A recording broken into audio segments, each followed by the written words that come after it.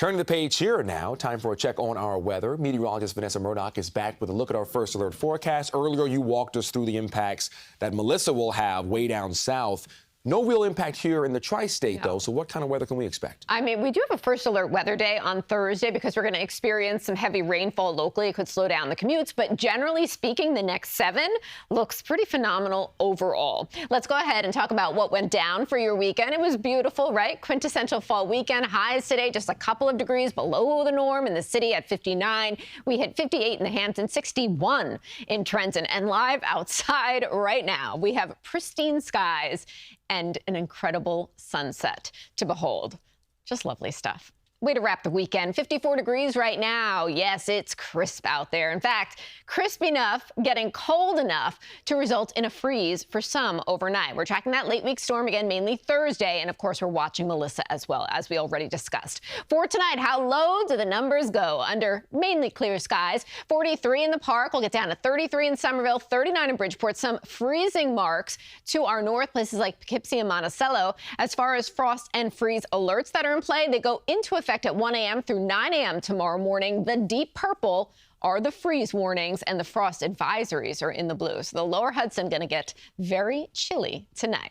The temperature trend, now we're talking daytime highs. I mean, they're holding pretty steady in the 50s for the next several days, but it does dip to the lower 50s here. We see below that 55-degree mark, 54 on Tuesday, 56 on Wednesday. And on Thursday, when we see the most significant rainfall, it will still be cooler in the 50s. Rain chances, it's going to be dry, beautiful tomorrow. Very similar today, a mix of sun and clouds. Then for your Tuesday, a 20% chance of showers late, and especially hugging the coastline is what we expect late Tuesday. Wednesday, a 30% chance of showers. Thursday, the main event, going to be windy and raw, wet out there. Friday, maybe a lingering chance very early in the day for some wet weather. So Thursday, because of the rain and the potential of wind, it is a first alert weather day as we watch this storm. Moderate to heavy rain should be expected. Some flooding is possible, especially during the morning commute. Strong winds, yeah, we could see some gusts, 30 miles per hour, maybe a little stronger. Coastal flooding is possible,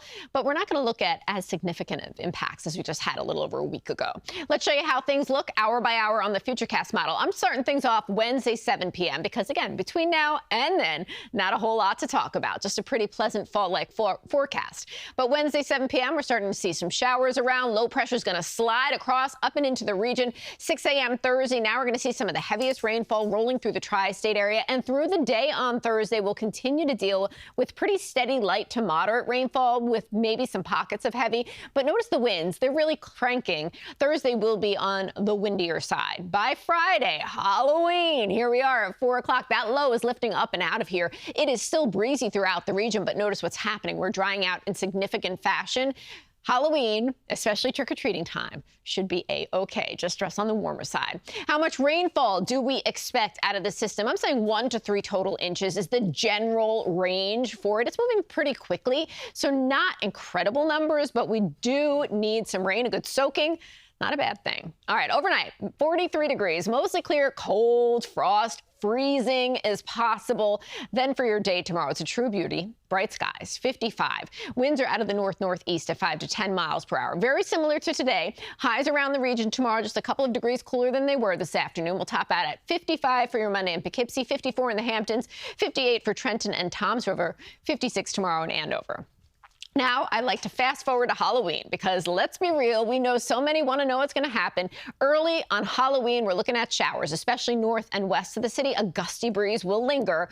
55 degrees the high, so when you're out after dark trick-or-treating, imagine 40s with a wind chill maybe into the low 40s.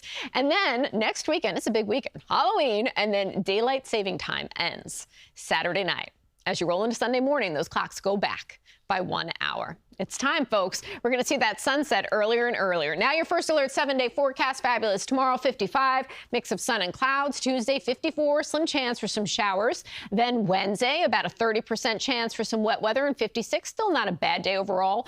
First alert weather day Thursday. Wet and a little bit on the windy side. It's 58. Look at the numbers. I mean, Friday, it's 57. We're going to slowly clear things out for trick-or-treating. Saturday and Sunday, we hover close to 60. It's seasonable, and we'll have tons of sun.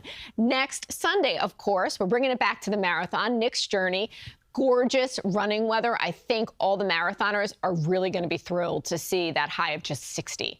But that does mean a very cold start out on Staten Island. Sure does. Possibly temperatures in the upper 30s while you wait for the race to begin. Sitting there, waiting, trying to stay warm before you do those 26 exactly. miles.